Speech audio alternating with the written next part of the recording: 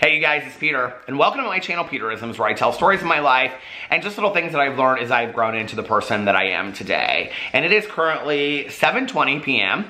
and I just put in some candle waxes. I think they were called Fall Festival, so it smells very pumpkin, apple-y in the house right now.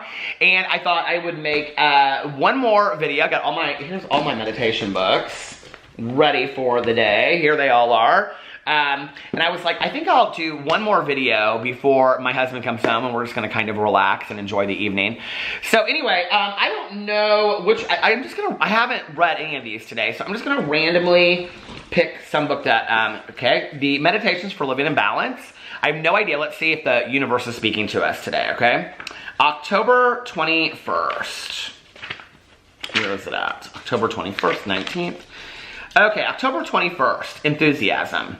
You will do foolish things, but do them with enthusiasm. Colette. Ah, enthusiasm. It is not just something reserved for children, the unsophisticated, and the insane.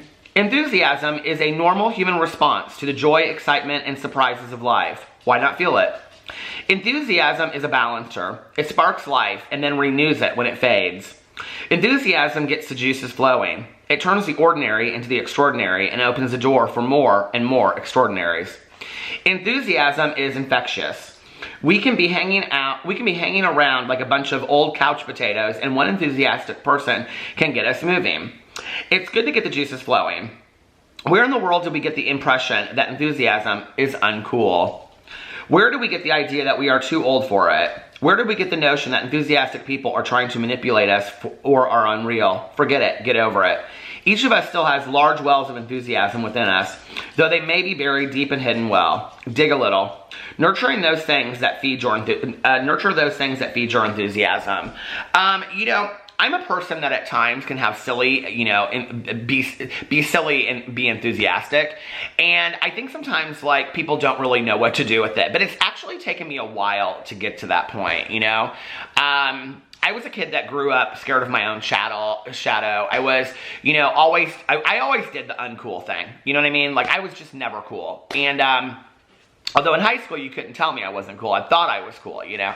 But, you know, growing up, elementary and junior high, I was always uncool. I was always doing the wrong thing. And if I ever got excited about anything, you know, people just kind of looked at me and was like, oh, he's weird. You know what I mean? I was actually telling this story just last night to a friend of mine.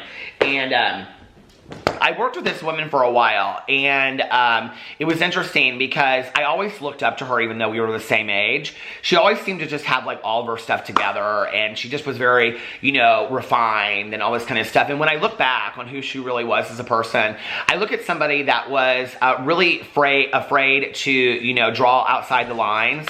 She was extremely conservative, and I mean that in how she looked at, like, her personal world, not anything other than that. You know, she just would never take any risks. She didn't do anything different or outside the norm. It was like every vacation was the same thing, you know, whatever. And that's fine. She chose to live her life like that.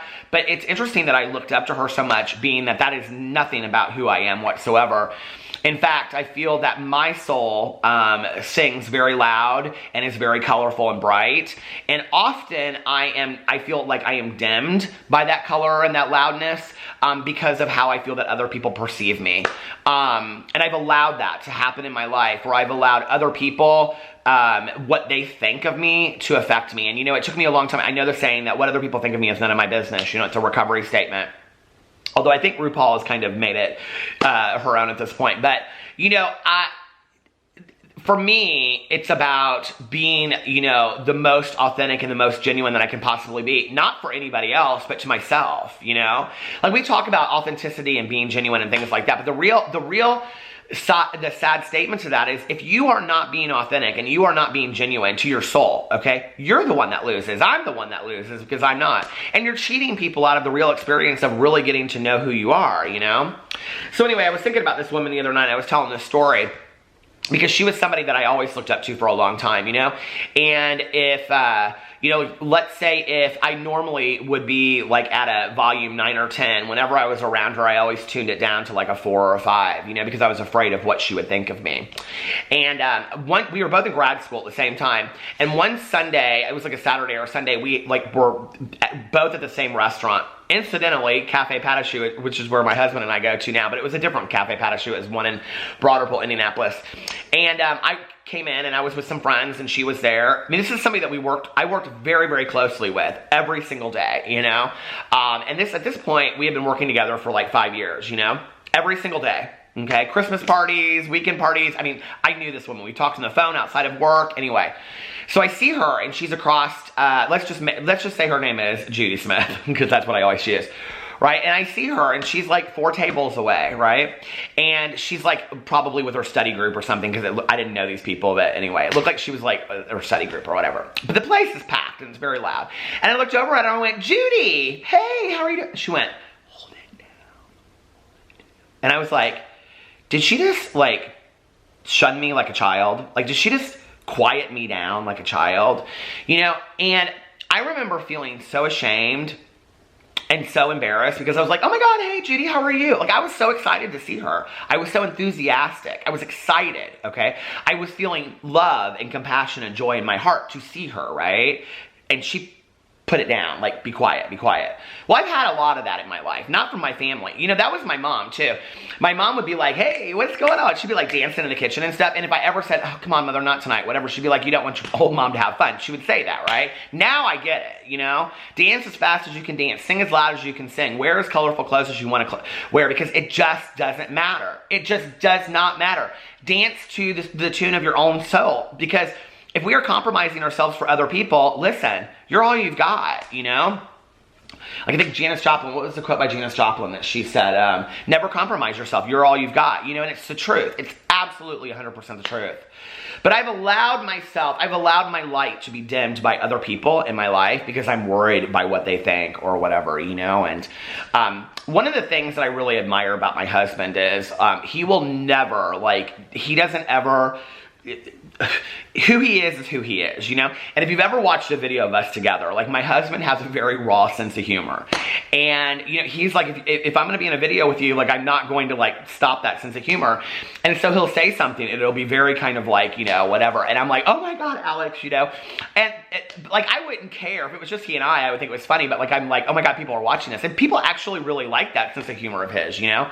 So I think that is testament to being who you are. You know, always be true to who you are, because you're all you've got. That's a great meditation. I needed a little reminder of that tonight. Okay, hold on. Let me sip my coffee. Let's read the next meditation. I'm going to pick this Amy Dean Nightlight gratitude list meditation book. A book of nighttime meditations. I love this book. So I think maybe it's going to speak to me about tonight. Let's hear. October 21st. Life is made up of sobs, sniffles, and smiles, with sniffles predominating. O. Henry. The balance in life places us between happiness and sadness. Life can't always be ecstatic. This is so funny. We were just talking about this. Life can't always be ecstatically happy and free from woe, just as it isn't always miserably unhappy. Somewhere in the middle is the gray area where neither smiles nor sobs predominate. Living life on its terms means accepting the events life brings without overreacting with ecstasy or depression. Acceptance sometimes means we may not feel happy and we may not feel sad. We may just feel. This is the middle ground of feeling that isn't high or low. It seems indefinable. We don't always have to feel great. Sometimes we can just feel okay. Accepting that middle of the road feeling and not trying to analyze it or define it gives us the freedom to have gray areas in our lives. And sometimes it is the gray area that keeps us from bouncing off walls or riding an emotional roller coaster. Accepting the gray areas can give us sanity. Tonight I can find the gray area in my life and realize that that not everything has to be good or bad. Sometimes it can just be, wow, that was a really hard lesson for me to learn, you know, and I would say not just in my feelings, but really in my goals in life, you know, that I was either like at 100% or I felt like I was a 0. I don't know if you guys feel that way or not, you know, and that's very much about being an addict and an alcoholic too, you know, and looking at the glasses half empty or half full. And, you know, for many, many years, because of my addiction, I think I looked at the glasses half empty always, you know, and I still fight that today. So when I'm looking at goals in my life, it's like, I'm not anywhere near there. I'm never going to achieve it, or I achieved it, or I'm a complete failure. It's like, you know, I really fight that internally, and I've had to really work against that, you know, in my life.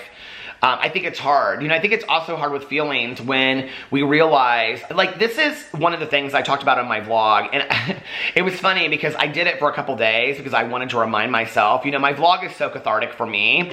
It's really just a space for me to talk about things that are, you know, important to me that I get out of, you know.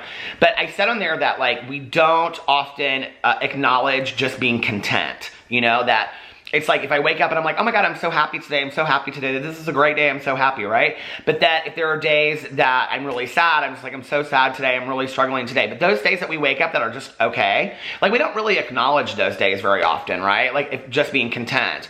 And so I started saying on my vlog, you know, like I feel really content today. I feel serene. I feel peaceful today. I just feel, you know, and that to me just meant like even, you know, calm.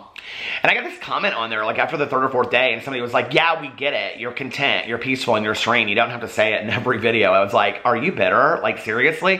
Why would you wish that somebody wasn't that way, even if they need to say it every single day? If my best friend every single day to me called me up and I said, how are you doing? And she said, I'm peaceful, serene, and fine. I would be like, oh my God, I'm so happy for you. Why would you ever wish that any differently on somebody else? You know, and that was just interesting to me, but I still today, you know, look at my life and I think, okay, today I feel very, very content. I'm very happy, you know? Like today, it was interesting because I woke up and it was very rainy outside, which I like rainy days if I'm staying inside, but I had a bunch of things I had to go do, you know? And so I went out, but all of a sudden as I was driving after I had gotten my coffee from Starbucks, I like immediately noticed, because I was driving through the side streets, that all of the trees had changed. And if you live in the Midwest, you'll know what I'm talking about, but it usually happens around after Halloween now, but it literally changed overnight. Like this weekend, the leaves were green. I mean, there would maybe be a sparse tree every once in a while that had turned kind of yellowish. But today when I was driving, they were just red and yellow and gold. They were gorgeous, you know? And I just was in such a great mood, and I was listening to this audiobook that I'm listening to that I'm loving, and I just thought life is good, you know? Life is really, really good today. And it's important for me to remember that. It's important for me to remember that and acknowledge that and appreciate that. So that's a great meditation, to remember that we don't always have to be at 100%, and we don't always have to be at a 0, you know? Sometimes we're in between, and that's okay too, you know? Sometimes the in-between days are the best days I've ever had. So those are 2 fantastic meditations. I hope you guys are having a fantastic evening. Do something enjoyable today. And if nobody else has told you this, I love you. And I will see you tomorrow.